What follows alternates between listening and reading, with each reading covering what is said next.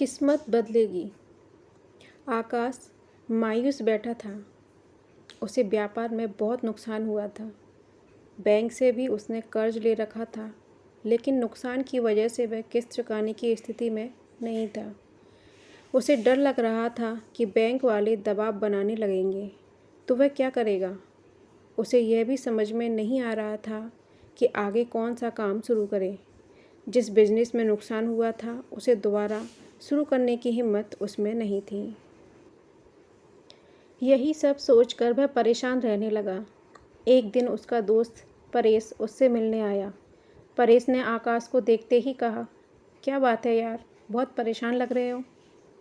आकाश ने अपनी परेशानी छुपाने की कोशिश करते हुए कहा, कुछ नहीं यार, बिजनेस में थोड़ा उतार चढ़ाव आता रहता है।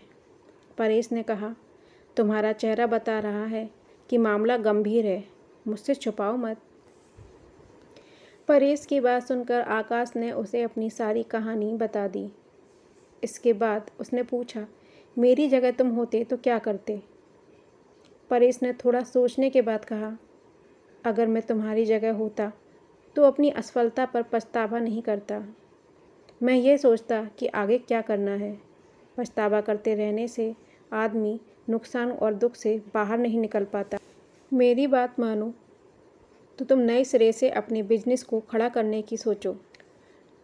मित्र की सलाह सुनकर आकाश ने कहा, तुम बात तो ठीक कह रहे हो, लेकिन मुझ में फिर से वही बिजनेस शुरू करने की हिम्मत नहीं है। इस पर परेश ने कहा, यह सही है कि तुम्हें नुकसान हुआ है, लेकिन तुम्हें तजुर्बा भी मिला है। अगर तुम कुछ नया शुरू करोगे तो तुम्हें शून्य से शुरुआत करनी पड़ेगी, लेकिन अगर अपने पुराने काम को नए सिरे से शुरू करोगे तो तुम्हें बहुत ज़्यादा मेहनत नहीं करनी पड़ेगी। मेरी राय में तुम्हें नुकसान का मातम नहीं मनाना चाहिए। तुम्हें काम को नए सिरे से शुरू करने की योजना बनानी चाहिए। जितना ज़्यादा तुम नुकसान के बारे में सोचोगे, उतना ही अपनी सफलता से दूर होते जाओगे। नुकसान जीवन का अंत नहीं होता, बल्कि नई शुरुआत का मौका होता है।